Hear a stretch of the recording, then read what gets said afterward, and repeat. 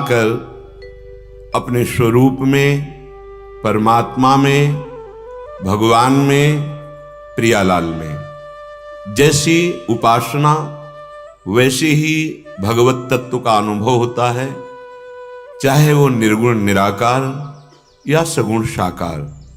आवश्यकता नानात्व के चिंतन के त्याग की है। जब तक जड़ चैतन्य स्त्री पुरुष शब्द स्पर्श रूप रस गंध लोक लोकांतर के भोग इनका चिंतन होता है, तब तक उसे भगवदानंद का अखंड आनंद अनुभव में नहीं आता।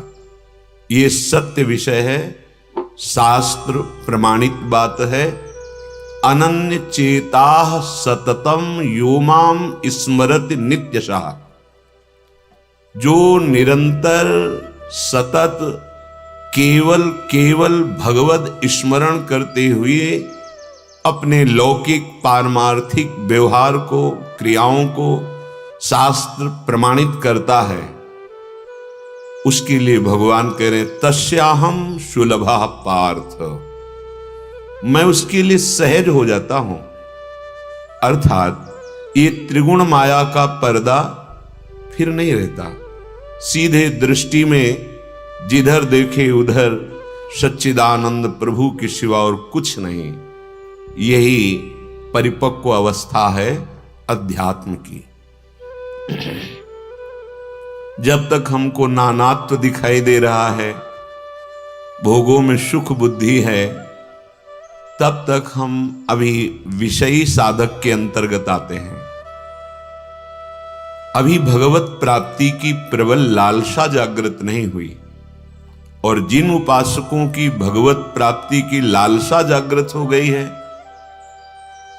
वो पहचान कर लें, नारायण हरि भजन में ये पांचों न सुहात, विषय भोग, निद्रा, हंसी, जगत प्रीति, बहुबात, ये चीज अच्छी ही नहीं लगेगी जो इसका लक्ष्य बन गया है भगवत प्राप्ति। जो इंद्रियों के भोग हैं वो उसे वमन की भांति दिखाई देते हैं। जैसे कोई भोजन पाकर के किसी कारणवश तत्काल वमन कर दे तो इतना घृणित हो जाता है, देखने की इच्छा नहीं होती। विष्ठावत, मलवत त्याग कहा गया है। मलवत त्याग जैसे मल त्यागने के बाद उसके त्याग का कहीं किसी को आज तक अभिमान नहीं हुआ कि हमने तो इतना मल त्यागा। ऐसे ही त्याग किया विषयों का, पर मलवत अर्थात विषय त्याग का अभिमान भी नहीं है। वमनवत त्याग, बिल्कुल घृणा का भाव हो गया भोगों में। मलवत त्याग, त्याग का अभिमान भी नहीं रहा। जैसे हमें कोई दंड मिलना हो तो हम बहुत सावधान हो जाते हैं, ऐसे गौरवम घोर रौरवम, गौरव अभिमान ये उपासक के हृदय को छूता भी नहीं है, क्योंकि वो डरता है इस बात से कि अगर कहीं अभिमान आ गया तो मेरा साधन भ्रष्ट हो जाएगा, मेरा साधन छिन जाएगा। इसलिए वो गौरव अभिमान से बचता है। जैसे सूकरी विष्ठा किसी कार्य में नहीं आती, ऐसे ही प्रतिष्ठा उपासक कहीं स्वीकार न कर ले, नहीं तो परमार्थ की ऊंचाई से फिसल जाएगा। प्रतिष्ठा सूकरी विष्ठा, ये महापुरुषों के वचन कह रहे हैं। वमनवत त्याग, मलवत त्याग, गौरवम घोर रौरवम, प्रतिष्ठा सूकरी विष्ठा, तब विषय भोग का संपूर्णतया त्यागी माना जाता है। और नींद का जो सुख है उसमें हम 5-6 घंटे संसार को भूल जाते हैं, इसलिए हमारी इंद्रियां बलवान हो जाती हैं, शरीर स्वस्थता का अनुभव करता है, फिर व्यवहार में लग जाता है। अर्थात 6 घंटे संसार का चिंतन छूटा तो बल की प्राप्ति हुई इंद्रियों को, मन को, शरीर को। इस नींद में कोई सुख नहीं है। जो सुखानुभूति होती है वो संसार के चिंतन के त्याग की होती है। 6 घंटे घोर सुषुप्ति में संसार का चिंतन नहीं हो पाया तो इंद्रियां बलवान, मन बलवान, शरीर स्वस्थ, एक ताजगी। अगर आप जागृत में संसार का चिंतन छोड़ दें तो वो तो तमोगुण जनित निद्रा है। सोचो आपको कैसा सुख प्राप्त होगा जब आपके हृदय में केवल भगवान का चिंतन, कोई चिंतन ही नहीं संसार का। तो नींद कोई सत्य सुख नहीं है, ये तमोगुण जनित है। निद्रा आलस्य प्रमादोत्थम तत्तामस मुदाहृतम। कम से कम सो करके खूब भजन एकत्रित करो। उपासक को ज्यादा नींद अच्छी ही नहीं लगती, वो एक भजन करते हुए मूर्छित सा हो गया, फिर चेतना जगी, फिर भजन में। विषय भोग, निद्रा और हंसी, ये विनोद करके सांसारिक बातों का हंसी मजाक करना, ये साधकों का स्वभाव नहीं होता। उनमें तो भगवदानंद की हंसी आती है, आत्मानंद की उफान में उनकी हंसी आती है। वो सांसारिक शब्दों के जो विनोदास्पद होते हैं उनमें जो हंसी है वो उपासकों में नहीं होती। विषय भोग, निद्रा, हंसी, जगत प्रीति, उपासक जिससे भी मिलता है भगवत भाव से मिलता है। नाते नेह राम के मनियत, सुहृद सुसेव्य जहां लो, अंजन कहां आंख जे फूटे, बहुतक कहो कहां लो। गोस्वामी जी कह रहे हैं वो अंजन ही किस काम का जिससे आंख ही फूट जाए। अगर हम भगवत संबंध से सबसे व्यवहार नहीं करते तो ममता आसक्ति हमारी दुर्गति कर देगी, हमारी आंखें ढक लेगी ममता आसक्ति, और मैं प्रभु को ना देख करके व्यक्ति को देखूंगा, वस्तु को देखूंगा और इसमें फंस करके नया जन्म का निर्माण कर लूंगा, पता नहीं किस योनि में जाना पड़े। जगत प्रीति, जैसे सांप को देख करके कोई भी वहां टिकना नहीं चाहेगा, भागना चाहेगा, कहीं हमारी तरफ दौड़ ना पड़े, ऐसे भगवद विमुख, विषयी, मलिन अंतःकरण, पापाचरण में हर्ष पूर्वक उत्साह रखकर करने वाले, इनसे उपासक को ऐसे बचना चाहिए। सर्पवत, जैसे सर्प का संग दुखदाई हो जाएगा, ऐसे ही जाके संग कुमति मति उपजय, करत भजन में भंग, तजोरे मन हरि विमुखन को संग। अय उपासक, ये जगत प्रीति जिस मार्ग में तुम निकले हो उसमें बहुत बाधक है, पर अगर आपको व्यवहार करना पड़े तो पहले भगवत भाव कर लीजिए तो बच जाओगे ममता और आसक्ति से। जहां निर्मम अवस्था आई भगवदानंद स्फुरित हो जाएगा।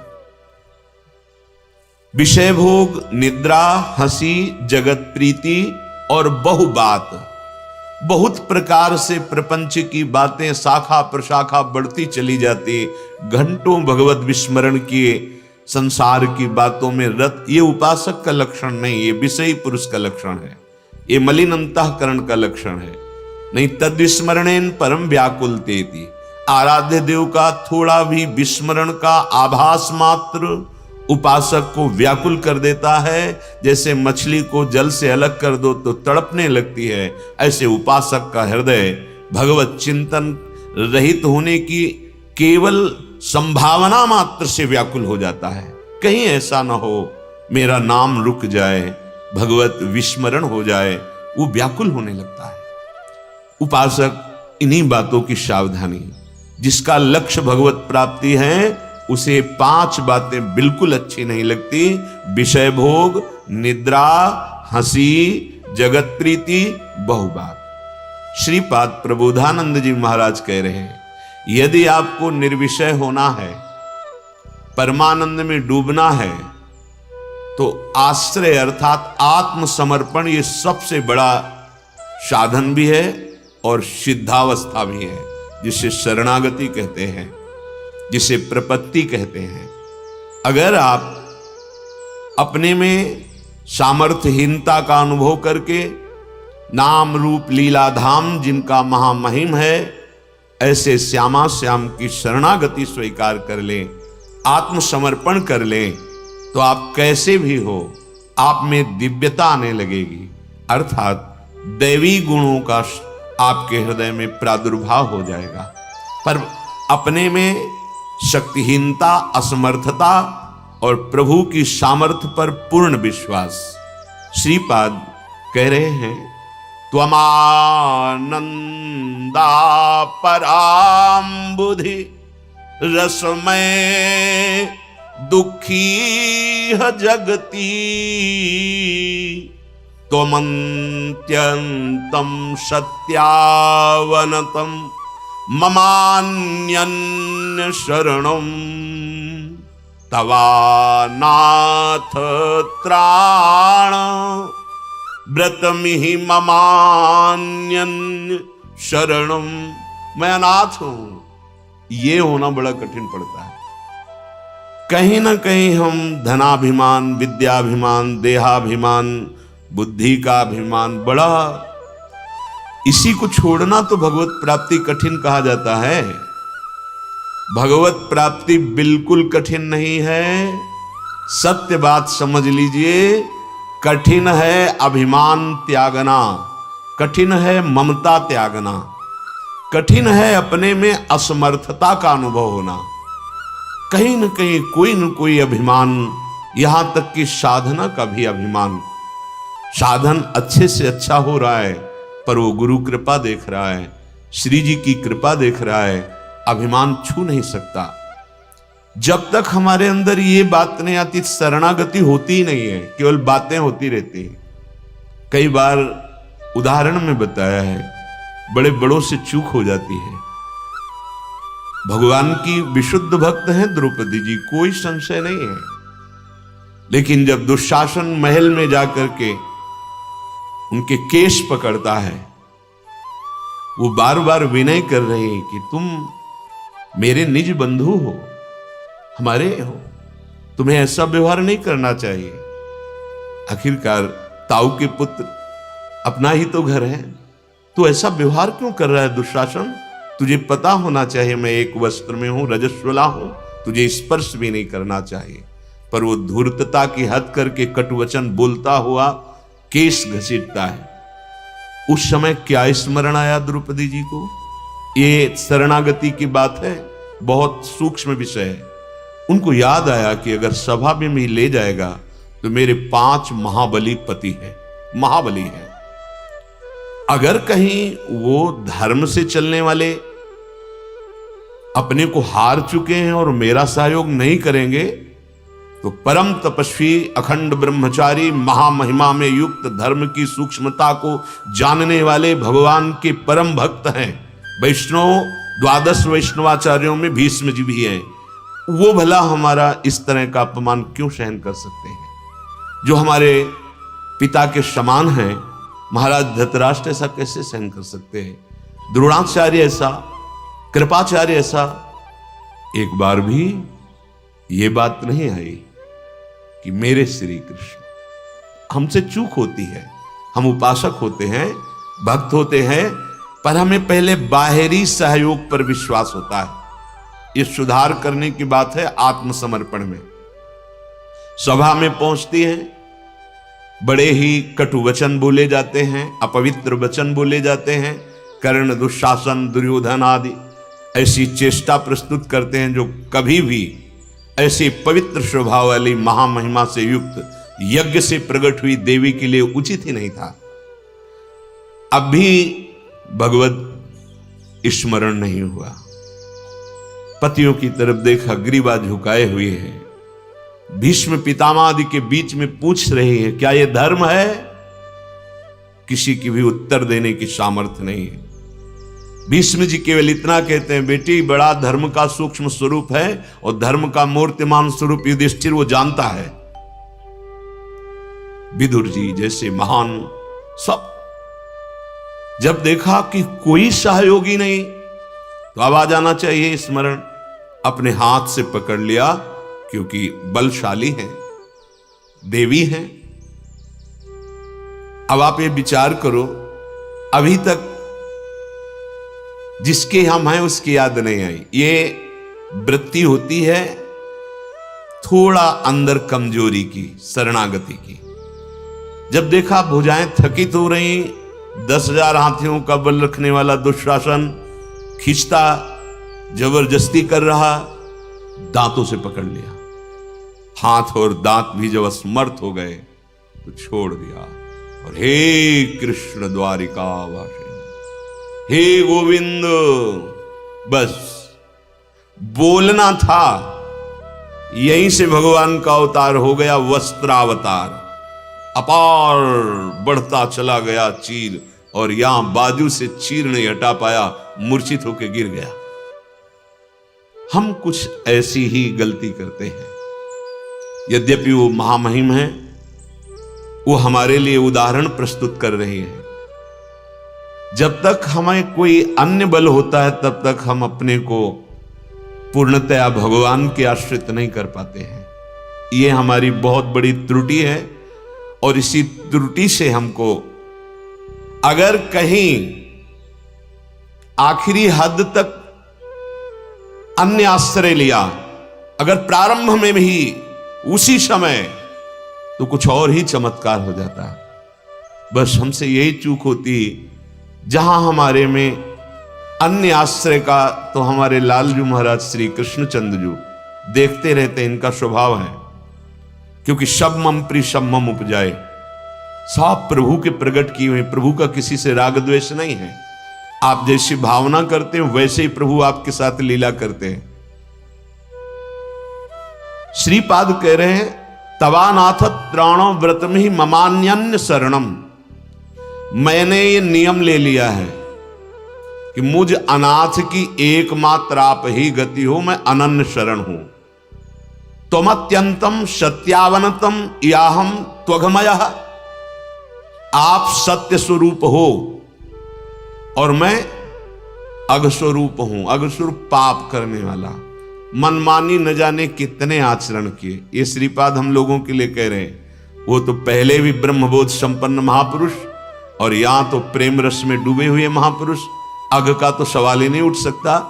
पाप होता है अज्ञानी से, जो देह को मैं मान करके भोगों में सुख बुद्धि से विचरण करता है, उससे पाप बनेगा ही बनेगा। स्वसुख बुद्धि ये आसुरी बुद्धि को प्रबल कर देती है और उससे पापाचरण बन जाता है। ऐसे महापुरुषों में कहीं गुंजाइश ही नहीं है।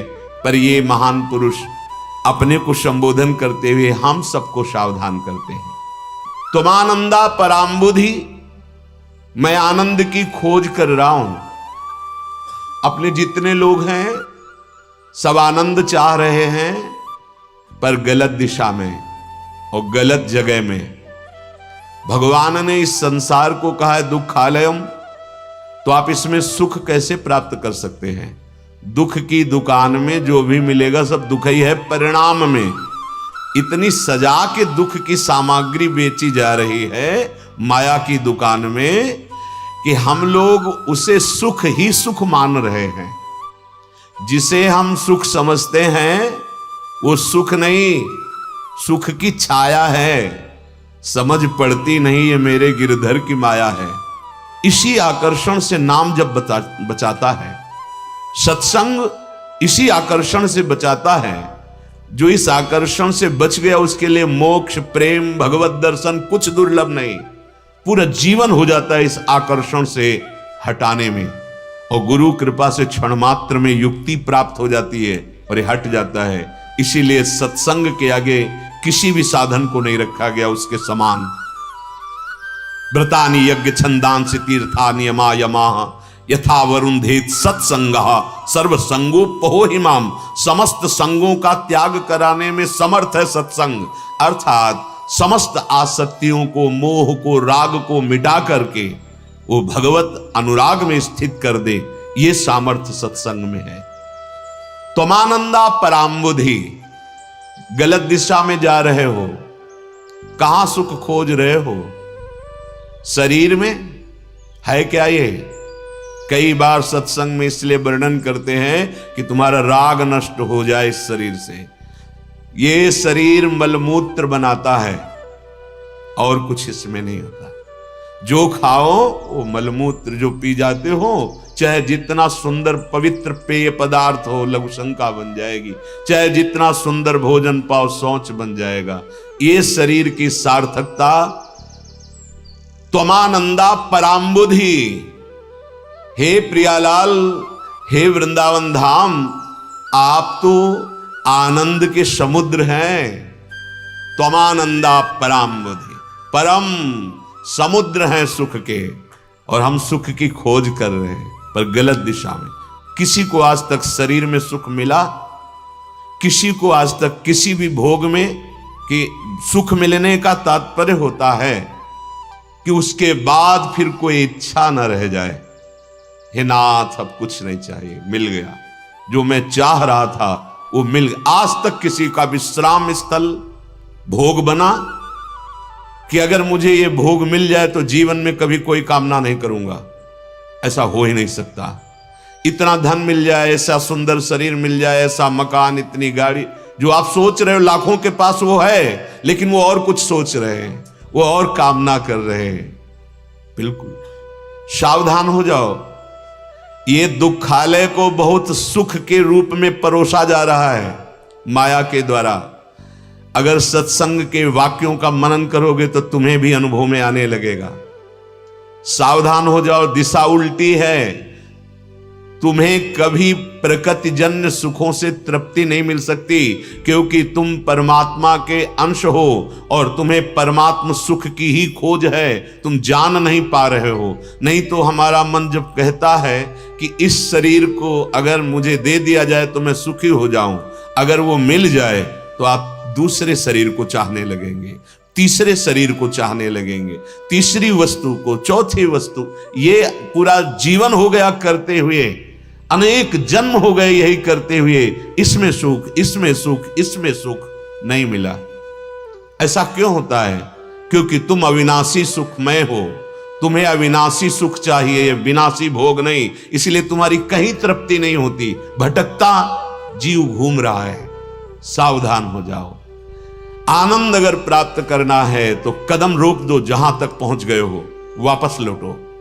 सब में भगवत भाव करो, धर्मयुक्त विषय का सेवन करो और नाम जप करो, भगवद आश्रित हो जाओ। तवानाथ त्राण, बचा सकते हैं तो सिर्फ प्रभु बचा सकते हैं। मामेव ये प्रपद्यन्ते, मान लो, बार बार इसलिए दोहराता हूं, अपने लोग मान नहीं पा रहे, कोई न कोई आश्रय लिए रहते हैं। ये अन्य आश्रय मृत्यु से नहीं बचा पाएगा, ये अन्य आश्रय काल से नहीं बचा पाएगा। हो सकता है जिसका आश्रय लियो वही काल तुम्हारा बन जाए, जिसे हम समझते हैं कि हमारी रक्षा करेगा वही भक्षक बन जाए। ये माया का जादू है, तमाशा है। एकमात्र सर्वेश्वर भगवान श्री हरि, उनका आश्रय। अगर आश्रय ले लोगे तो निहाल हो जाओगे। प्रार्थना मान लो, मेरी सो भैया कृष्ण गुण संचु, इह परलोक सकल सुख पावत। समस्त सुखों को प्राप्त कर लोगे, बस ठीक से भजन करो, रहने से रहो। हमारा मन हमको धोखा देता रहता है, हम मानते हैं कि हमें सुखी करना है, ये मन जो करवाएगा हमें सुखी कर देगा। अरे यही इसी ने फंसाया है। कुत्सित वाद विकारहि परधन सुन सिख परति बंच। ये मूढ़ता हमारे अंदर छाई हुई है कि गंदी बातें करने में समय नष्ट करते हैं, चोरी, हिंसा, छल, कपट जैसे भी, और दूसरी माता बहनों की तरफ गंदी दृष्टि अर्थात काम भाव, यही तुम्हारे भजन को छीण कर देगा, भजन नहीं होने देगा। भगवत प्राप्ति में बाधा है ये बहुत। जो साधक है इनसे बचे। कुत्सित वाद विकार है परधन सुन सिख मंद परती बंचु। अये मंद बुद्धि, इसमें तुझे सुख नहीं, घोर बंधन और दुख प्राप्त होगा। आज हम शास्त्र और सत्संग की बातें नहीं मान रहे, इसे मनोरंजन समझते हैं। ये मनोरंजन करने के लिए मनुष्य देह नहीं मिला, ये शाश्वत परम शांति भगवत प्राप्ति के लिए मिला है। विचार्यै तद वृंदावन विरचितासस त्वयि परम। विचार करो कि आज तक तुम्हें सुख मिला। विचार करो, है तुम्हारा कोई सहायक जो तुम्हारा हृदय से सहयोग करे और तुम्हारी रक्षा कर ले। नहीं है, हमारे कई मित्र हैं। नहीं, तुम्हारे गुण और स्वार्थ के मित्र हैं। काल से तुम्हें अगर बचा सकता है कोई, तो कालातीत भगवान केवल बचा सकते हैं। प्रार्थना मान लीजिए, अगर चूक गए तो बहुत पछताना होगा। कोई नहीं है, कोई नहीं है कि हमारी रक्षा कर सके। देखो ना, गजराज को देखो ना, गजेंद्र, बहुत हाथी हाथिनियां उसके सब बहुत सहयोग किया, क्या ग्राह से बचा पाए? जब अंतिम समय में पूर्व में भजन किया था, उसका स्मरण हुआ कि अब तो केवल हरि ही बचा सकते हैं। हरि, बस ग्राह से बचा लिया। ऐसे ही कुछ हम गजेंद्र जैसे अभिमानी जीव हैं। काल रूपी ग्राह ने हमें पकड़ लिखा है। जैसी थरिवंश प्रपंच बंच सब ये काल ब्याल को खायो, पकड़ लिया है, बस लीलना बकाया रह गया है। कोई बचा सकता है तो हरि शरणम। हे प्रभु, हे करुणा निधान, मुझे बचा लो। बड़ी कृपा होती है, हमें सत्संग सुनने को मिला और भगवत मार्ग का परिचय मिला। क्या साधन करना चाहिए वो मिला, पर हम कुसंग के कारण, कुसंग दो प्रकार का होता है। एक अंदर की वृत्तियों का कुसंग होता है और एक बाहर के व्यक्तियों का कुसंग होता है। बाहर का कुसंग तो मानो जैसे अपने लोग वैराग्य मार्ग में हैं, बचते हैं, और हो सकता है कि ना भी मिले कुसंग बाहर का, क्योंकि ऐसी सीमा में हो। पर वृत्ति का कुसंग जो अंदर से आ रहा है, अगर उससे उदासीन नहीं हुई तो भ्रष्ट कर देगा। बाहर के कुसंग से तो समाज भय से बचा जा सकता है, पर आंतरिक कुसंग से साधक अगर सावधान नहीं रहा तो वो मार्ग में भारी बाधा पैदा कर देगा। आंतरिक कुसंग बहुत जोर का होता है। बहुत जन्मों में जो जो हमने गंदी बातें की हैं, वो सब भरी हुई हैं, संस्कार भरे हुए हैं। वो संस्कार जब हम भजन में बैठते हैं, वो सब उदय होते हैं। अगर साधक सावधान नहीं रहा, सावधानी, ना बुरा मानना ना अच्छा मानना। अच्छा माना तो राग हो जाएगा, क्रियाओं में उतर जाओगे। बुरा माना तो द्वेष हो जाएगा, वो टिका रहेगा, वो वृत्ति जलाती रहेगी आपको। न राग न द्वेष, ये युक्ति है, मन बिल्कुल निर्मल हो जाएगा। हरिराम व्यास जी कहते हैं, ये कौन सी भक्ति की रीति है आपकी? बड़े महापुरुष हैं। हमारे कौन भक्ति की रीति, साधन पौरुष करत कछु नहीं, संतन सो न समीति। हमारे कौन भक्ति की रीति, ये कौन सी भक्ति की रीति अपनाए हो? कोई भक्ति की साधना जो शास्त्र में वर्णन की गई वैसे बिरला चल पाता है। नहीं तो साधन हमारा होता है भागवतिक, और आंतरिक लक्ष्य होता है विषय। बड़ी विडंबना, बड़ी विडंबना। साधन अर्थात क्रियाएं हो रही भागवतिक, और आंतरिक लक्ष्य है विषय। जबकि विषय को बना ले साधन और लक्ष्य बना ले श्री हरि।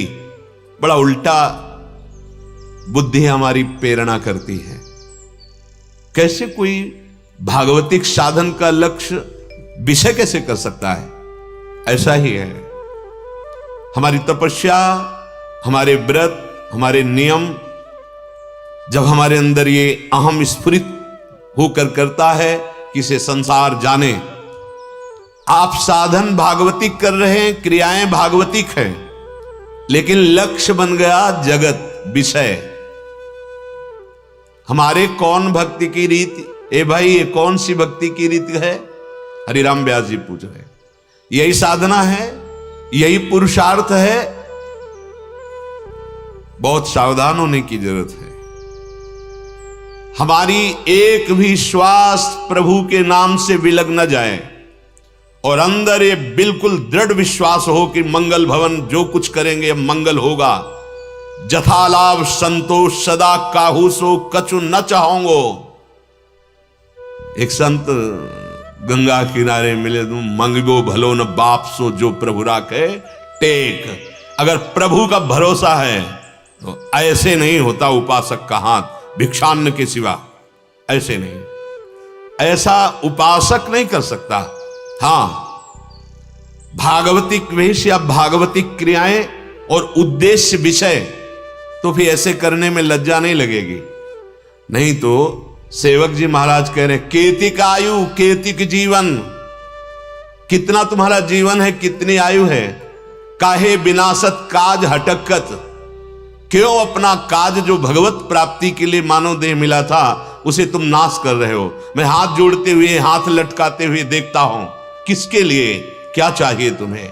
क्या अखिल लोक ब्रह्मांड नायक प्रभु श्री कृष्ण और जो श्री लाडली जी उनके हृदय का मूर्तिमान प्रेम है, क्या इनके पास वैभव नहीं है? क्या ये अनंत ब्रह्मांडों का वैभव नहीं कहा है? और जब आप उनके दास हो तो जैसे रखना चाहते वैसे रहो, महलों में रखे चाहे झोपड़ी में वास दें, कभी घी घना, कभी मुट्ठी भर चना, कभी वो भी ना बना। ये भगवत दासों की स्थिति, चाहे गृहस्थ में हो चाहे विरक्त में हो, भरोसो दृढ़ इन चरणन केरो।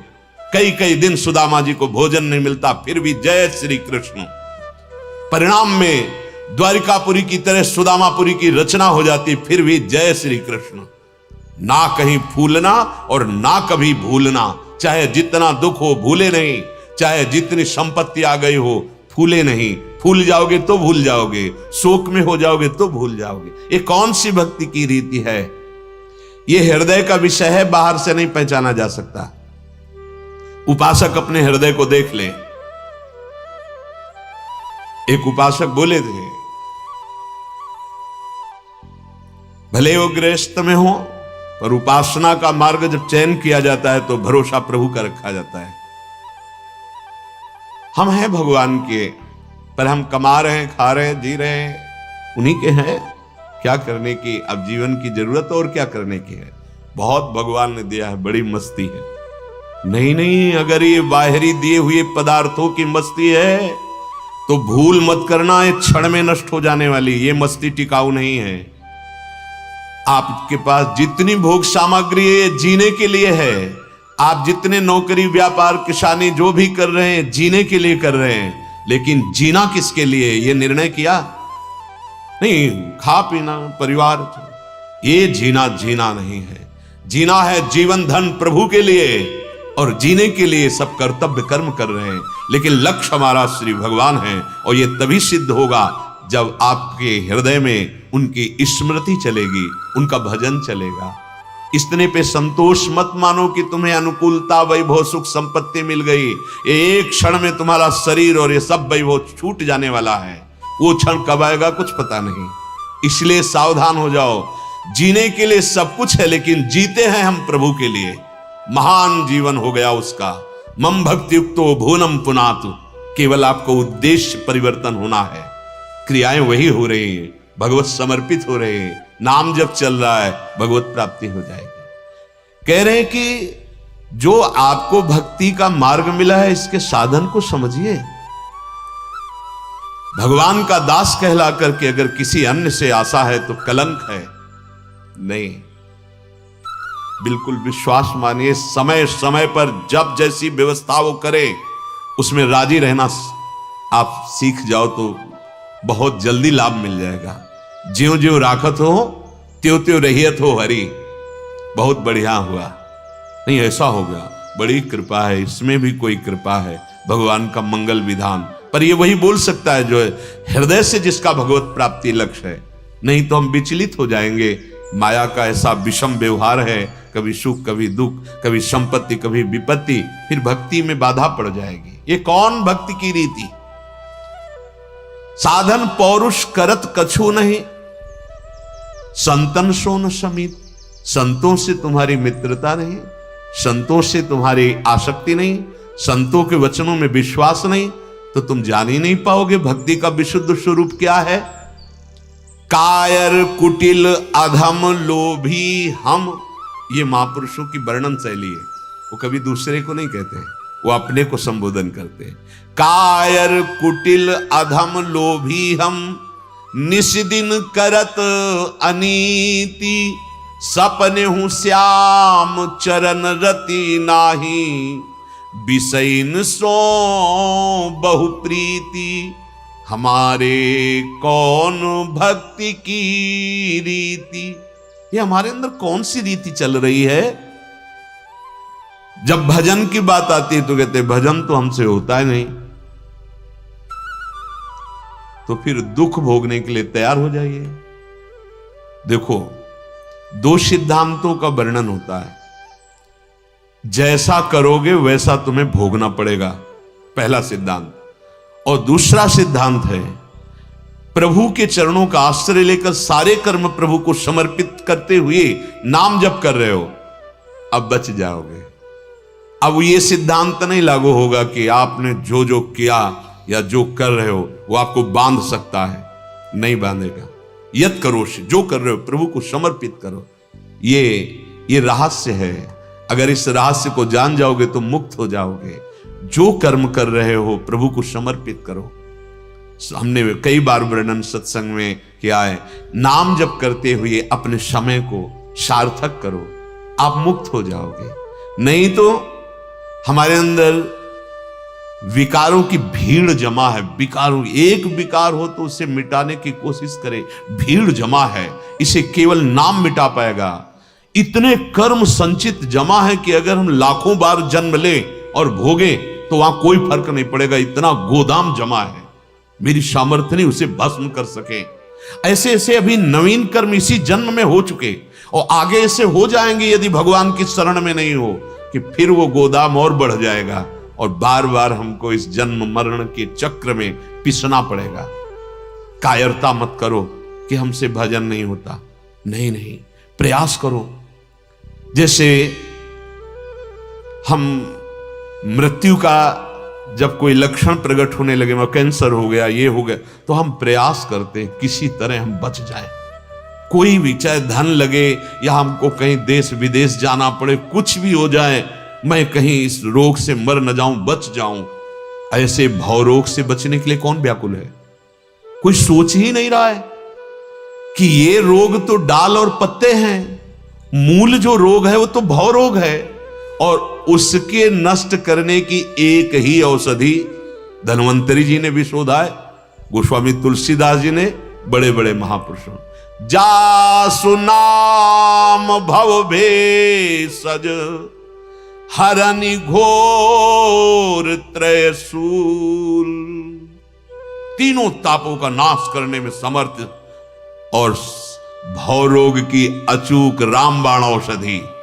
जासु नाम भव भेषज, भवरोग की अचूक औषधि नाम। नाम, भगवान के सब नाम समर्थ हैं। जो नाम प्रिय हो, बिना कुछ इधर उधर की तर्क किए। जैसे आप रोग से पीड़ित होते हैं, कोई वैद्य जिस पर हमें विश्वास है वो कुछ भी हमें देता है तो प्रश्नवाचक चिन्ह नहीं होता, उसे हम उसकी जैसी पद्धति बताइए, शहद से लेना है, गर्म जल से लेना है, ऐसे लेना है, और ये नहीं खाना है, विधि और निषेध जो वैद्य कहता है हम उसे स्वीकार कर लेते, दवा पे विश्वास करते हैं। सदगुरु वैद्य बचन विश्वासा, संयम यह न विषय के आशा। इस भव रोग के लिए सदगुरुदेव भगवान वैद्य हैं। भगवान ही आए हैं वैद्य बनकर। जितने भी सदगुरु हैं सबके हृदय में भगवान बैठे हुए हैं। वो जो उपदेश किए वही औषधि है, और जो निषेध करते हैं ये मत करना, वो कुपथ्य है।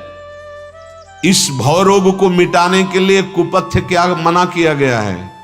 अधर्म युक्त विषय भोग, संयम यह न विषय के आशा। ये कुपथ्य है। अगर अधर्म युक्त विषय भोग करोगे तो ये भव रोग में कोई फर्क नहीं पड़ने वाला, कितना भी साधन कर लो। ये कुपथ्य इतना जोर का है कि रोग को सुरक्षित बनाए रखेगा। इसीलिए कहते हैं भगवत प्राप्ति क्या सरल है, अरे जन्म जन्म मुनि जतन कराही। ये इसीलिए कहते हैं, पर गुरु कृपा से बात समझ में आई। भगवत प्राप्ति जितनी सहज है पूछो मत, वाणी में सामर्थ्य नहीं उसे बता सके। कठिन है संसार के राग को छोड़ना, कठिन है विषय भोगों की प्रियता को छोड़ना, कठिन है देहाभिमान छोड़ना, भगवत प्राप्ति नहीं। ये महापुरुषों के वचन, शास्त्र के वचन और अपने हृदय की बात, तीनों को मिला के कह रहे हैं। भगवत प्राप्ति ये भ्रम छोड़ दो कि कठिन है, कठिन है विषय भोगों की प्रियता छोड़ना, देहाभिमान छोड़ना, संसार का राग छोड़ना। अगर छोड़ दो तो भगवत प्राप्ति करनी नहीं है, वो यहीं प्रकाशित हो जाएंगे, क्योंकि बैठे हैं, पर्दा सिर्फ इसी का पड़ा हुआ है। ये हटा कि आपको साक्षात्कार हो जाएगा। भजन से, सदाचरण से, सदविचार से भगवत प्राप्ति सहज है। भजन ना करो, दुर्विचार, दुराचार बिल्कुल कठिन है, अनंत जन्म लग सकते हैं। भगवद आश्रित होकर नाम जप करो, ये ऐसी औषधि है, बिल्कुल जड़ से भवरोग मिटा देगी। जा सुनाम भव भेषज, अच्युत गोविंद हरि राम कृष्ण, कितने हमारे प्रभु के नाम हैं। जो नाम प्रिय लगे, जैसे अपने वृंदावनवासी राधा उपासी, हमारा तो जीवन सर्वस्व राधा राधा राधा राधा, कौन सी बाधा आ जाएगी। हर बाधा को बीच में कवच की तरह राधा नाम रोक लेगा। तुम्हारे समीप बाधा दिखाई देगी, हृदय के अंदर शोक दुख भय चिंता ये व्यापेगा नहीं। ये कायरता छोड़ो कि हमसे भजन नहीं होता। भजन होता है सिद्धों का, साधक को भजन करना पड़ता है। करते करते जब अभ्यास दृढ़ हो जाता है, रोम रोम और रग रग बोले, तब कछु स्वाद नाम को पाए। रोम रोम जैसे नस धड़क रही, कहीं भी पकड़ो, कहीं वो धड़क रही है, जैसे दिल धड़क रहा है, ऐसे हर नस नाड़ी में राधा राधा। कोई भी शब्द आता है, अंदर की ध्वनि में फिट होता है, राधा राधा राधा राधा। नाम, भवरोग मिटाने के लिए नाम। कुटिलता करते हो कि हमसे नाम जप नहीं होता, कायरता करते हो। अरे अधम मन में लगे हुए आप सावधान नहीं, घंटों प्रपंच की बातें कर सकते हो, लेकिन नाम कीर्तन नहीं। घंटों विषय चिंतन कर सकते हो, लेकिन नाम चिंतन नहीं। 3 घंटे आप कोई सांसारिक फिल्म देख सकते हो, लेकिन 2 घंटे बैठ करके आप भागवत का, भगवान की लीलाओं का गायन एकाग्र मन से नहीं कर। उस 3 घंटे में 10 मिनट भी मन बाहर नहीं जाएगा, और अगर भगवत चर्चा तो 10 मिनट भी नहीं लगेगा। कायरता छोड़ो। भवरोग मिटाने के लिए अचूक औषधि भगवन नाम, भगवत लीला गायन श्रवण। रात दिन अनीति ही सोचते रहते हो, कैसे धन आवे। क्यों धन से प्रीता है? क्योंकि धन से भोग मिलते हैं। भोग प्रीता क्यों है? क्योंकि इंद्रियों के हम गुलाम हो चुके हैं। सीधी बात, इंद्रियों ने यह निर्णय कर लिया है कि विषय भोग ही सुख है, और मन उसको स्वीकार करके पूरी की पूरी सामर्थ्य दे रहा है जीवात्मा की। ये लो, जाओ इधर। बुद्धि ने दस्तखत कर दिया, हां इसी में सुख है, पूरा जीवन बर्बाद कर दिया। आओ सत्संग के द्वारा प्राप्त विवेक से बुद्धि को सावधान करके दस्तखत करना बंद करवाओ। मन को संकल्प रहित करो भोगों का। देखो इंद्रियां अधीन हो जाती है कि नहीं। पर यह छोटी मोटी बात नहीं है। जब तक अधिक नाम रूपी धन और सत्संग के वाक्य आपकी स्मृति में नहीं रहेंगे, तब तक ये बात नहीं होगी। बहुत जल्दी करना है, पता नहीं कब शरीर छूट जाए। भाई तुम लोग पता नहीं कौन से विश्वास में हो। यहां जितने मिनट जीवित हैं बस उसको मान रहे कि हाँ है, अगले मिनट का भरोसा नहीं है। अगली श्वास निकले कि ना निकले, अगला कदम चल पाओ कि ना चल पाओ। फिर यही कहते हैं भगवान ने तो उठा लिया इनको, इस समय थोड़ी उठाना चाहिए था। हाँ तुम सर्वज्ञ हो, सर्वज्ञ वो हैं, अल्पज्ञ नहीं हैं। केवल इतना ही समय दिया गया था। हम लोग बहुत प्रमादी हैं। एक संत की सेवा में रहते थे, उन्होंने कहा महाराज मुझे धन मिल जाए तो सुखी हो जाऊं। तो उनका वैसे हम समझाना चाहते हैं कि धन से तो सुख नहीं मिलेगा। धन जब प्राप्त होता है तो उसमें विलासिता बढ़ती है, पक्का 99% नहीं 100%।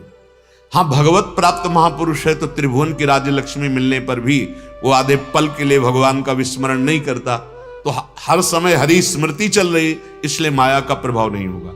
नहीं तो जहां धना अभिलाषा बढ़ी और धन प्राप्त हुआ तो विलासिता बढ़ जाती है। मदिरा पीना, मांस खाना, व्यभिचार करना, धन का अभिमान हो जाना, बहुत तरह के दोषों का एक साथ प्रादुर्भाव हो जाता है। पर उनको लगा कि महाराज जी हमें फुसला रहे हैं, जैसे कोई कुछ भी प्रश्न करता है तो हमारा आखिरी उत्तर होता है अच्छे आचरण करो, राधा राधा जपो, सारे कर्म भगवान को समर्पित करो और सब में भगवत भावना करके सेवा करो। ये लिख लो शब्द, हर पुराण हर ग्रंथ का सार ये है, जितने शास्त्र हैं उनका सार ये है। अगर इसे स्वीकार कर लो तो बहुत जल्दी भगवत प्राप्ति हो जाएगी। संत ने समझाने की कोशिश की, उन्होंने कहा महाराज एक बार तो हमें धन दो जिससे हमें अनुभव तो हो कि आप जो कह रहे हो यही है। ठीक है, ये लो पारसमणि, जाओ 7 दिन तुम्हें देते हैं, जितने लोहा में छुआ दोगे स्वर्ण हो जाएगा और स्वर्ण बेच लो, जो चाहिए वो सब तुम्हें मिल जाएगा, भोग सामग्री। बड़ा प्रसन्न हुआ। अब उसने विचार किया कि 100-200 ग्राम लोहा घर में ढूंढेंगे तो उससे होगा क्या, पहले हम लोहा इकट्ठा कर ले। 1-2 बीघा जमीन थी, बेच डाली। फिर सोचा सब खरीद लेंगे छुपा के। अब वो लोहा खरीदने के लिए उसको लाना, जमा करना, अधिक लोभ कि जितना पूरा घर हम लोहे से भर लेंगे, फिर दरवाजा बंद करके और फिर पारसमणि छुआ देंगे। उसको अवधि याद नहीं रही कि 7वें दिन महाराज आएंगे और ले लेंगे पारसमणि। 7वें दिन की शाम थी, संत भगवान पूछे नारायण नारायण, वो मणि हमने जो दी थी वापस करो पारसमणि, 7 दिन का समय आपको। अरे बोले महाराज सब संपत्ति लगा करके अभी तो लोहे जमा किया है, अब तो बस छुआना बाकी। बोले नहीं, बस वापस करो, अब तो केवल लोहे लोहा रह गया।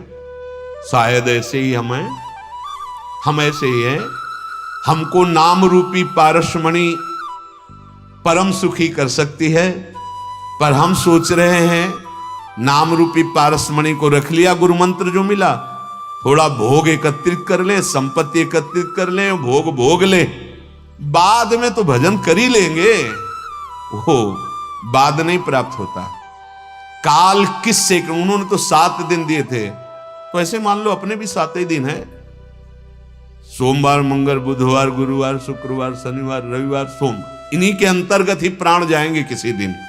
बस होश में हो जाओ, कोई भी भोग सामग्री साथ नहीं जाएगी, धन साथ नहीं जाएगा, व्यवहारी साथ नहीं जाएगा, कोई मित्र नहीं तुम्हारा, एक परम मित्र नाम, परम धन नाम, परम सुख नाम।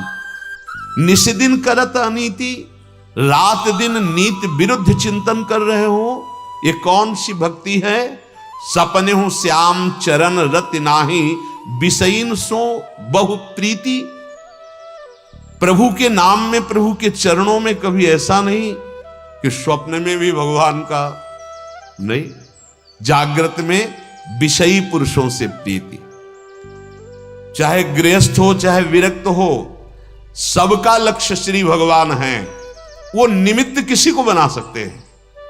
अपनी निष्ठा पे यदि नहीं रहोगे तो माया का कार्य फिसला करके किसी व्यक्ति वस्तु स्थान में अपनापन करा देना।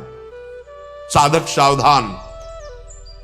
आप लाख बार सेवा कर रहे हैं, हम लाख बार आपकी वंदना करते हैं मन से, किस भाव से, मेरे राधा वल्लभ लाल इस रूप में आके दुलार कर रहे हैं, क्योंकि स्वामी के सिवा तो कोई है नहीं ना, वही है स्वामी आकर इस रूप में। ये रूप केवल बाहरी है, मेरे राधा वल्लभ लाल सर्वान वस्तु तया निरीक्ष। भूल गए, फसाव ही फसाव है, जिसका नाम है आसक्ति। ये आ सकती है पर जा नहीं सकती, बहुत विचित्र है। छोटी सी छोटी वस्तु में आसक्ति, इतनी बड़ी आसक्ति छोड़ना कठिन है।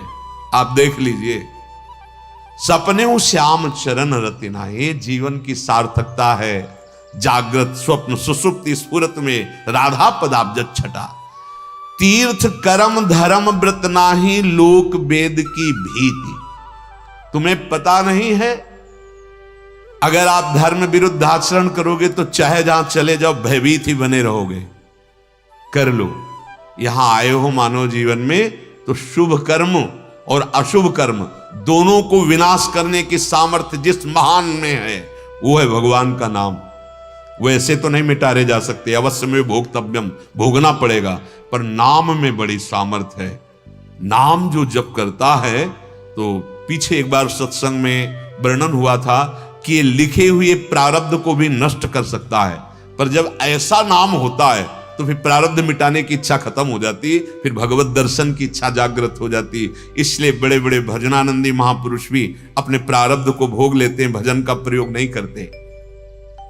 महापतित पावन हरि कहियत, चाहे जितना पाप बन गया हो, अगर वो प्रभु की शरण में हो जाता है और नाम जप करने लगता है तो दूसरा कोई प्रायश्चित करने की जरूरत नहीं है, पर शर्त है आगे पाप जो पूर्वाभ्यास है उसको रोकना होगा। अब लो नशानी अब ना नशई हो, तो आपके सारे चाहे जितने महापाप बन गए हो, नाम भगवान में अपार सामर्थ्य है, सर्व पाप नाशक सामर्थ्य नाम में है। आप भाव से जपो या कुभाव से जपो, श्रद्धा से जपो या अश्रद्धा से जपो, मन लगे या ना लगे, इससे कोई फर्क नहीं पड़ता। अग्नि में दाहिका शक्ति तुम्हारे भाव को नहीं देखती, उसका काम है स्पर्श होते ही वो जला देगी, उसमें दाहिका शक्ति है। ऐसे ही सर्व पाप नाशक शक्ति भगवान नाम में विराज, सर्व सुख प्रदान करने की शक्ति नाम में विराज, सर्व ज्ञान उदय करने की शक्ति नाम में विराजमान है। पकड़ लो, ये केवल हम प्रवचन नहीं कर रहे, हम जीवन की बात कर रहे हैं। अन्य साधनों को भी देखा है और नाम भगवान को भी देखा है गुरु कृपा से। नाम के समान सिर्फ नाम दूसरा नहीं, श्री हरिवंश नाम नित कहो, नाम प्रताप नाम फल लहो। यही हमारा फल होगा नाम जप का, कि हम अशुभ प्रवाह करते हुए अब नाम जप करें। पहले सूखे करते थे, अब नाम निकलता है तो अशुभ प्रवाह, गदगद सुर नैना सजल, दंपति रस रहे भीन, ये स्थिति प्रकट करेगा नाम। नाम के समान नहीं कोई है। प्रार्थना मान लो किसी की बात और मत सुनो जहां नाम की अवहेलना की जा रही हो। चाहे जिस मार्ग का पथिक हो, जब तक उसकी एकाग्रता नाम में नहीं, तब तक वो ऊंचाई पर नहीं चढ़ा। काशी में तुलसी घाट के समीप एक सन्यासिनी जी थी, उनके दर्शन करने बड़े बड़े सन्यासी जन आते थे। ओम जैसे घमोरी होती है ना, ऐसे पूरे शरीर में लाल लाल प्रणव लिख गया था। ओम, इतना प्रणव का जप उन महामहिम तपस्विनी जी ने किया कि उनके शरीर में प्रणव निकला था। युगल किशोर जो है प्रणव प्रकट, जैसे हमारे यहां हितधाम में सामने कुटिया थी, वही कुटिया थी श्री स्वामी शरण बाबा।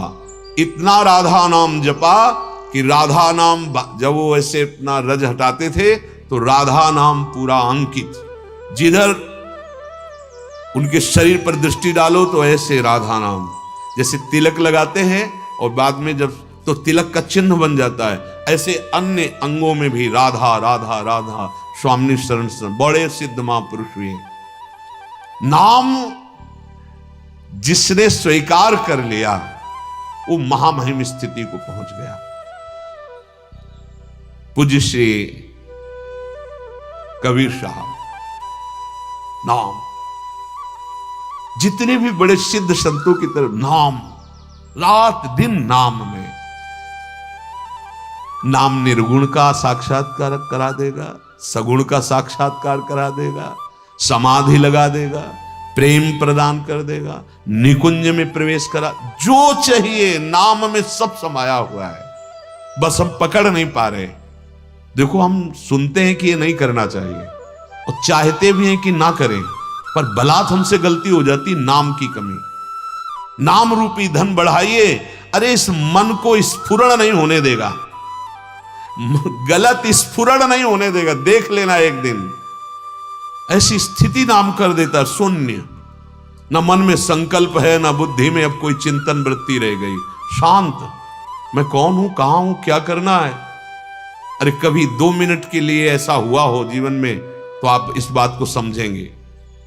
खत्म, चिंतन खत्म, बैठा है लेकिन कुछ नहीं स्फुरण हो रहा है, कुछ नहीं। ओ बस तदाकार तन्मया वृत्ति। अरे बढ़ो, आगे बढ़ो। महापतित पावन हरि कहियत व्यास ही या प्रतीत। हमें दृढ़ विश्वास है महापतित पावन हरि का नाम है, यदि हरि नाम जपने लगो सब ठीक हो जाएगा। नहीं तो मोह रूपी दलदल में हम ऐसे फंस गए हैं कि हम चाहे जितना निकलने का प्रयास करें, श्री भगवान कह रहे हैं हम निकलने का प्रयास कर रहे हैं जैसे, और भजन नहीं है, भगवद आश्चर्य नहीं तो आप नहीं निकल सकते। देख लीजिए, बहुत मीठा जहर है, मीठा जहर विषय ऐसे फंसाता है पूछो मत। बहुत से ऐसे उदाहरण देखे गए जहां हमसे चूक हो जाती है भगवत मार्ग के पथिक से, और उसको गुण मानकर स्वीकार कर लेते हैं, इतना तो चलेगा नहीं। ध्यान से सुनिए, श्री भगवान कह रहे हैं अर्जुन जी को, यदा ते मोह कलिलम बुद्धिर्व्यतितरिष्यति तदा गन्तासि निर्वेदम श्रोतव्यस्य श्रुतस्य च। अर्जुन, जिस समय तेरी बुद्धि मोह रूपी दलदल से भली भांति तर जाएगी, उस समय सुने हुए भोग और भोगे हुए भोग ये अंदर से स्फुरित होना बंद हो जाएगा। देख लो, ये थर्मामीटर है भगवत प्राप्ति का। अपने लोगों में तो बहुत से ऐसे भी दर्शन देने आते हैं कि थर्मामीटर डालो, द्वंद्वैरी विमुक्ता, कोई द्वंद्व नहीं होता भगवत प्राप्त में। ये अंतःकरण की सिद्धि ही स्वरूप सिद्धि का परिचय दिलाती है। अंतःकरण सम अवस्था को हो गया, शत्रु मित्र मान अपमान लाभ हानि जय पराजय जन्म मृत्यु किसी का कोई भी द्वंद्व हृदय में नहीं, कोई भी भोग त्रिभुवन का। बड़े बड़े तपस्वियों को भी ये भोग आकर्षित कर लेते हैं, लेकिन नाम जापक को नहीं। जो वास्तविक नाम में स्थित है, रात दिन नाम का आश्रय लिए है। देखो ठाकुर हरिदास जी उच्च स्वर से नाम कीर्तन, ओ नौ युति वैश्य 3 दिन बराबर, कहीं एक वृत्ति भी नहीं। सुने हुए भोग, सुने हुए में ले लीजिए, देखे हुए भी। जैसे लौकिक दृश्य देखते हैं आप, गंदे दृश्य देखते हैं, आपको कोई नहीं बचा सकता। आपका संकल्प मन का बनेगा और आप भ्रष्ट होंगे। देखना सावधानी से, ऐसे दृश्य देखो जो तुम्हारे को पावन करें, ऐसे दृश्य मत देखो जो तुम्हें नष्ट कर दें। पहले तो जब मोबाइल की रचना नहीं थी तो अचानक कोई दृश्य पशु पक्षी आदि आदि का, तो उसमें बचाव पक्ष था। अब तो मोबाइल इतना, पूरा विश्व उसमें समाया हुआ है, आप जो सर्च करोगे वही देखोगे। प्रार्थना है, अगर आप गलत दृश्य देखोगे तो आप संभाल नहीं पाएंगे, आपकी बुद्धि और मन आपको पतित कर देगा, ऐसे निंदनीय आचरण करा देगा कि जीवन के जीवन व्यर्थ हो जाएंगे। विश्वास कीजिए, सुनना, जब कोई विषय पुरुष विषय चर्चा कर रहा हो तत्काल समझिए उससे बड़ा कोई शत्रु नहीं है। जाके प्रिय न राम वैदेही तजिए ताहि कोटि बैरी सम यद्यपि परम स्नेही। श्री भगवान कह रहे, सुने हुए, इसमें देखे हुए, सुनने में आने वाले भोगे हुए, तृष्णा, कोई भी स्फुरणा उसके हृदय में नहीं होती जो संपूर्ण मोह दलदल से निकल जाता है। कल चर्चा हुई थी कि मोह दलदल क्या है। शरीर में अहमता ममता, मैं पुरुष, अहमता, और इससे बड़ा प्यार ये ममता। पहले मोह का लक्षण देहाभिमान। दूसरा, इस शरीर से जिस जिससे संबंध बना लिया है, जितने भी संबंध हैं सब में हमारी ममता है, इसी को मोह कहते हैं। अब शरीर में मैं और मेरा होने के कारण अनुकूल पदार्थ, अनुकूल वस्तु, अनुकूल व्यक्ति, घटना बहुत अच्छा लगता है, और जब प्रतिकूल पदार्थ, प्रतिकूल वस्तु, प्रतिकूल व्यक्ति, प्रतिकूल घटना, परिस्थिति, बहुत शोक होता है। इसी को द्वंद्व कहते हैं। अपने परिवार में प्रियता, दूसरे परिवार में बिल्कुल प्रियता नहीं। अपना बच्चा प्राण प्यारा लग रहा है, लेकिन अपने बच्चे के पालन के लिए दूसरे बच्चे की हिंसा करने में भी कोई भय नहीं लगेगा। ये क्या हो रहा है? बोले मोह रूपी दलदल में फंस रहे हैं। जहां जहां तक ये शब्द कान में पहुंचे, सावधान। जैसे आप अपने परिवार को मिलावट का दूध जो दूध बेचना चाहते वो नहीं पिला सकते, ऐसे किसी के बच्चे के पेट में हो जाएगा, और अगर उसकी हानि हुई तो तुम सुरक्षित नहीं रह सकते। ये तुम्हारा कर्म तुम्हें नष्ट कर देगा। ऐसे ही जो खाद्य पदार्थों में मिलावट की जा रही धन की प्राप्ति के लिए, वो खुद अपने परिवार को नहीं परोस सकता, लेकिन ऐसे ही कोमल शरीर वालों को वो किस लिए धन मिलेगा, मैं सुखी हो जाऊंगा। भूल मत करो। तुम्हारे मां बहन की तरफ कोई गंदी दृष्टि से देखे तुम्हें बर्दाश्त नहीं होगा, लेकिन तुम दूसरों की तरफ देखते हो तो भले कोई दंड दे ना दे, वो ईश्वर जो देख रहा है वो तुम्हें जलाएगा। तुम्हारे अंदर की शांति भंग हो जाएगी। आत्मना प्रतिकूलानि परेशान न समाचरेत, शास्त्र आज्ञा करता है जो तुम्हें पसंद नहीं है, अच्छा नहीं है, वो दूसरे के साथ व्यवहार मत करो। धर्मयुक्त, धर्म को साक्षी करके देखो, क्या तुम्हारे साथ ऐसा हो तो तुम्हें पसंद आएगा? तो नहीं, तो ये व्यवहार कभी मत करो किसी के साथ। तो अंदर से भगवान बताते हैं, सबको बताते हैं, ये मत करो। एक बार तो झिझक होती है, फिर आप उसकी आज्ञा नहीं पालन करते तो अधर्म में उतर जाते हैं। ये मोह दलदल है।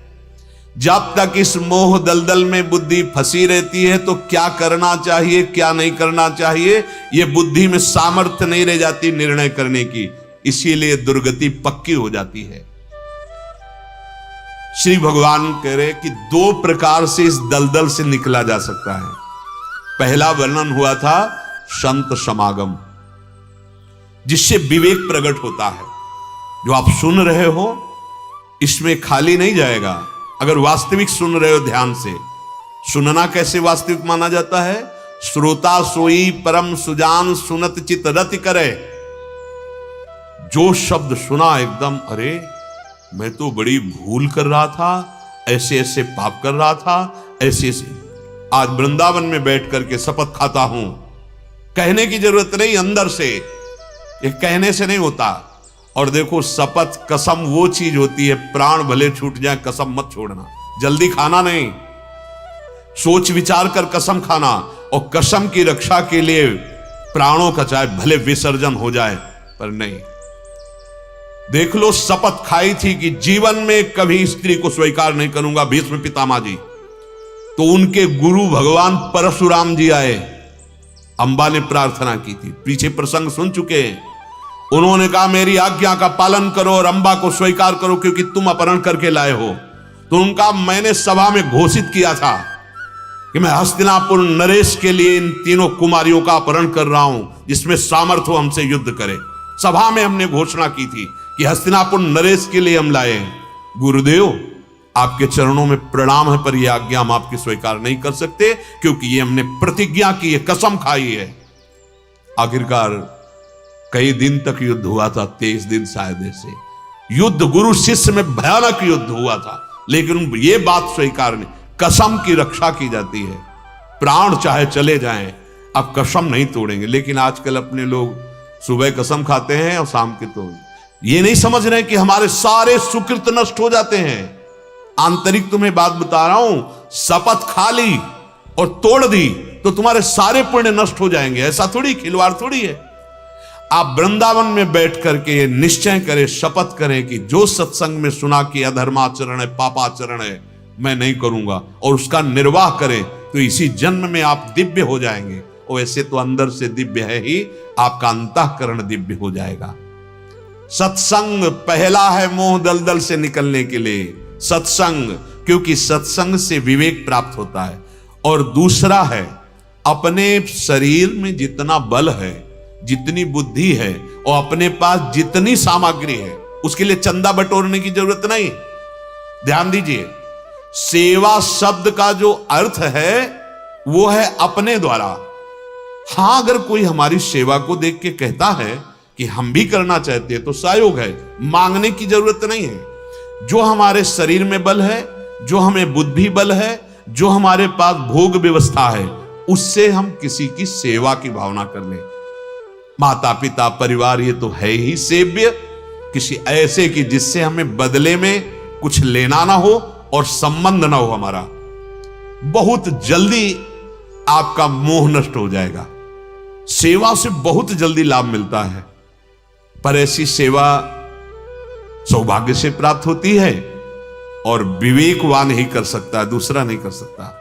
आजकल तो इतना स्वार्थ बढ़ गया है कि पास में गलत हो रहा है, ये कोई तड़प रहा है या कोई पीटा जा रहा है, वीडियो जरूर बना लेंगे, हम इतनी कृपा करेंगे, वीडियो बना लेंगे, लेकिन उसकी रक्षा, उसकी सेवा, ये विचार ही नहीं रह गए। कई ऐसे दृश्य स्वयं देखे। एक 11 बजे रात्रि के आ रहे थे तो एक नवीन अवस्था की गाय, उसका पैर पता नहीं कैसे फंस गया। वो जहां हल को जोड़ा जाता है ट्रैक्टर से, तो अलग ट्रैक्टर खड़ा था और वो हल रखा हुआ था और उसमें गोल गोल ऐसे होता है, उसका पैर ऐसे फंस। और हम आ ही रहे, जे देखा तो भागे कि अगर ये थोड़ा भी हरकत करेगी तो तुरंत पैर टूट जाएगा। और वो काफी ऊंचाई से ऐसे इतना चला गया था, वो ऐसे तड़प रहे, गए वैसे पकड़ लिया। अब अकेले कैसे उठा सकते इतना शरीर, तो इंतजार कर रहे थे कि कोई तो निकले इस मार्ग से, जो हमारा 3 लोग निकले और उसको पकड़े पकड़े का, भैया आप कृपा करके आ जाओ, थोड़ा इसको संभाल लो, पैर थोड़ा उठा देते हैं तो बच जाएगा। नहीं सुने, चले गए वो लोग।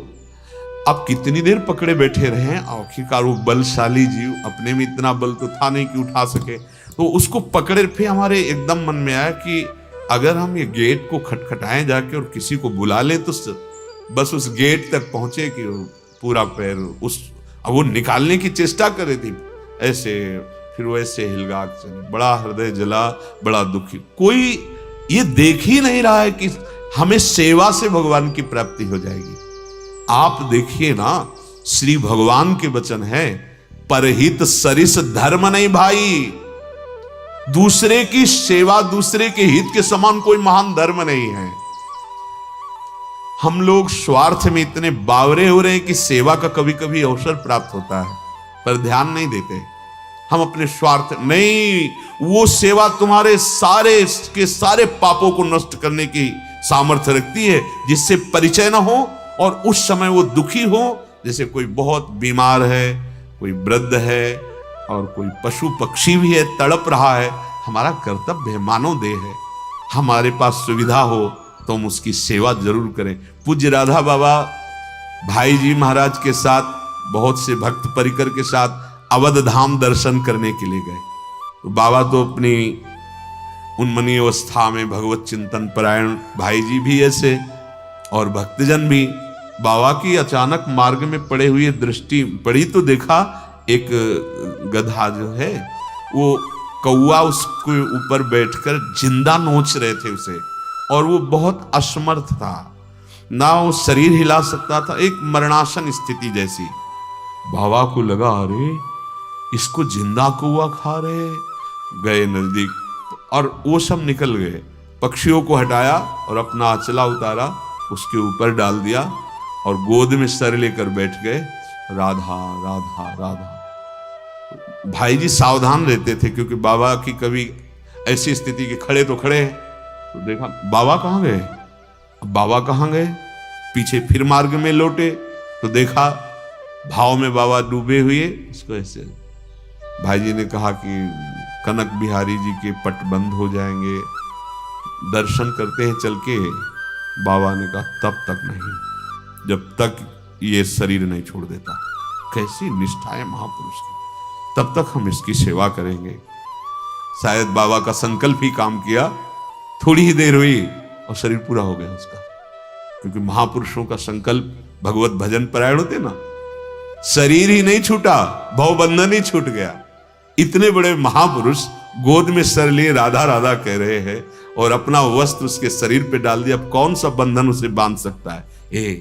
हमें मानव देह मिला है, भगवान दो उपाय बता रहे हैं मोह रूपी दलदल से निकलने का। एक तो सत्संग के द्वारा प्राप्त विवेक और दूसरा प्राप्त सेवा।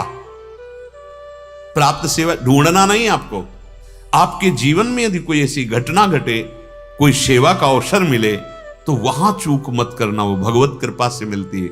और अपने बूढ़े माता पिता जो वृद्ध हो चुके हैं, अब अपने शरीर की सेवा करने लायक नहीं, हाथ जोड़कर प्रार्थना करते हैं, भगवान का स्वरूप है वो। कभी ऐसे आज जो कृत्य हो रहा है ऐसा कभी मत करना। आज कृत्य हो रहा है, उनकी संपत्ति लिखवा ली और घर से बाहर कर दिया। तुमने माता पिता को घर से बाहर नहीं किया, अपने सारे शुभों को बाहर कर दिया। अब तुम्हारी दुर्गति कोई नहीं रोक पाएगा। और अगर माता पिता की सेवा कर ली तो भगवत प्राप्ति उसी से हो जाएगी। ये विठ्ठल भगवान इस बात का प्रमाण है, आज भी ऐसे खड़े हैं। वो केवल अपने माता पिता को भगवान मान करके सेवा करते थे, उसी से भगवान दर्शन देने आ गए। जो दूसरों को सुख पहुंचाने का भाव है, ये जितना आपके अंदर बढ़ेगा तो एक काम करेगा, सुख भोगने की इच्छा का नाश कर देगा। सुख भोगने की इच्छा में ही पाप होते हैं।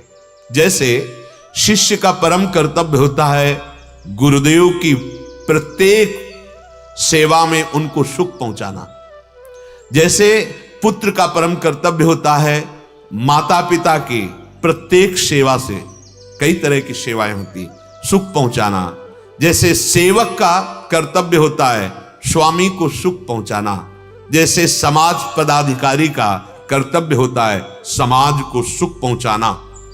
अगर हम अपनी सुख आराम भोग की इच्छा मिटाना चाहते हैं, जो बंधन है, तो दूसरों को सुख देने की वृत्ति ले आइए। विवेक विचार सत्संग से जो मिलता है, ये भोग इच्छा को मिटा देता है। पर इसमें एक चूक है, देखो, जो सेवा में मिटाने की सामर्थ्य वो विवेक में भी नहीं है। या कह रहे हैं विवेक जागृत हुआ, हमने भोगों का त्याग किया, लेकिन वो त्याग तब तक दृढ़ रहेगा जब तक भोग सामने एकांत में नहीं उपस्थित हुआ। तब तक भोग सामने आया और आप प्रभावित हुए तो आप विचलित हो जाएंगे। विचलित हो जाएंगे तो मन आपको फंसा लेगा। लेकिन बढ़िया से बढ़िया भोग, बढ़िया से बढ़िया उच्च स्तर का अगर आपका तत्सुख भाव जागृत हो जाए, दूसरों को सुख देना, फिर आपको नहीं खींच सकता। कोई भी भोग तभी खींचता है जब हम सुख भोगने की लालसा रखते हैं। अगर सुख देवे को चाहो तो तत्सुख भाव आ जाएगा, जिससे प्रियालाल मिल जाते हैं। तदा गंताश्च निर्वेदम श्रुतस्य च। जितने भोगों को सुना है, भोग लिया है, इन सब से जब तक वैराग्य नहीं हो जाता तब तक भगवत प्राप्ति नहीं होती। त्रिभुवन का कोई भी भोग जिसके मन में आकर्षण ना पैदा कर पाए, उसे कहते हैं भगवत प्राप्त महापुरुष। जित संग दोषा, कोई भी भोग उपस्थित हो और उसके मन में उसके प्रति भोग वृत्ति ही ना हो, क्योंकि वो भगवदाकार वृत्ति है, तो फिर कैसे हम देखें कहीं धोखे में ना हो जाएं, कहीं हम पीतल को सोना ना समझ लें, कहीं थोड़े से सात्विक भाव को हम भगवत प्राप्ति ना समझ लें। हमें भगवत प्राप्ति का अवसर दिया गया है, हम असली में भगवत प्राप्ति करें। कोई भी द्वंद्व, कोई भी विकार, किसी भी संग का रंग अब उसके ऊपर नहीं चढ़ेगा, क्योंकि वो भगवत तत्व का बोध हो चुका है। श्रुति विप्रतिपन्नाते यदा स्थास्यति निश्चला, बहुत महिमा में, समाधाव चला बुद्धिस्तदा योगमवाप्स्यसि। सुने हुए और भोगे हुए भोग तो त्यागने में साधन मार्ग से, सत्संग से, लेकिन यहां भगवान कह रहे हैं एक जाल और है जिससे निकलना है, शास्त्रीय जाल। श्रुति विप्रतिपन्ना, शास्त्रीय जाल से निकल पाना बहुत कठिन होता है। मोह जाल दो प्रकार का है, एक है ये भोगों का सुने हुए भोगे हुए वो, और एक है शास्त्रीय मोह जाल। साधक चित्त का समाधान पहले कर, आगे जहां बढ़ना है वो तो पता ही है। समाधान कर लो चित्त का, कोई समझे या ना समझे, सबसे हमारी समझ भली। ठाकुर नंद किशोर हमारे ठाकुराइन ब्रसभान लली, इसमें कोई संशय नहीं। ये चित्त का समाधान है, कोई नहीं पास पाएगा, चाहे लौकिक जाल हो या वैदिक जाल हो। बहुत सुलझा हुआ वचन है। सांसारिक जाल तो निकलने में थोड़ा सरल है, लेकिन शास्त्रीय जाल से निकल पाना बहुत कठिन है। संसारी जाल मोह दलदल, मोह दलदल में फंसा हुआ संसारी जीव जब सदगुरुदेव का वर्ण कर लेता है और उनके वचनों पर विश्वास करता है, बहुत जल्दी संसारिक जाल से निकल पाता है। पर जब शास्त्रों का स्वाध्याय करता है, इसीलिए भगवत रसिक जी ने बहुत विचार करके कहा है, प्रथम सुने भागवत भक्त मुख भगवत बानी, इष्ट मिले और मन मिले, मिले भजन रस रीति, तहा निसंग कोहे मिलिए, तासो कीजे प्रीति। नहीं फंस जाओगे शास्त्रीय जाल में। शास्त्र बहुत हैं, मतभेद बहुत हैं, द्वैत अद्वैत निर्गुण सगुण, अब क्या क्या, ये मार्ग वो मार्ग, इतने मतांतर हैं कि अगर सबके प्रवचन सुनोगे तो निकल ही नहीं पाओगे। बहुत सुलझने का मार्ग है। सांगो पांगो उपासना से बहुत जल्दी भगवत प्राप्ति हो जाती है। एक संत, एक मंत्र, एक कंत, एक ग्रंथ, एक पंथ, इसे कहते सांगो पांगो उपासना। अब हमारे लिए कोई रास्ता ही नहीं है। जब हमें कोई रास्ता ही नहीं तो हमें यहां से लेकर दिल्ली तक के किलोमीटर क्या गिनना है? हमें तो बिहारी जी जाना है। अब ये पता ही नहीं कि हमें कहां जाना है, बस चले जा रहे हैं। अब इतने शास्त्र हैं, इतने मत हैं, इतने सिद्धांत हैं, तो यहां कह रहे हैं संसारी जाल को समझो छटाक वर्ष उलझा हुआ सूत। संसारिक जाल को समझो, छटाक किसे कहते हैं? 50 ग्राम को कहते हैं क्या है? हाँ, क्योंकि पुरानी बात है। छटाक शब्द तो बोले छटाक भर सूत है, मतलब 50 ग्राम। और शास्त्रीय जाल है 100 मन उलझा हुआ सूत, 100 मन उलझा हुआ सूत। अतः भगवान यहां सावधान करते हैं कि जो सांसारिक जाल से और शास्त्रीय जाल से, दोनों से एकमात्र सदगुरु का वर्ण करने से बन जाता है। विषयासक्त जीव तो निकाल करके भक्ति में लगाना सहज है, क्योंकि विषयासक्ति के प्रति असत बुद्धि आ ही जाएगी, क्योंकि वो असत है। लेकिन सत मार्ग में चलने वाला, जो अहम ब्रह्मास्मि के मार्ग में चल रहा है, उसकी बुद्धि को निकालकर भक्ति में लगाना, ये सबसे कठिन बात। अगर कोई कठिन बात है सबसे, तो ये बात कठिन पाई जाती है, क्योंकि वो समझ चुका है सर्वम खलमिदम ब्रह्म ने नानास्ति किंचन, वो ब्रह्म मैं हूं, अहम ब्रह्मास्मि। अब कैसे उसमें कैसे सेवक भाव आवे? बहुत बहुत ही।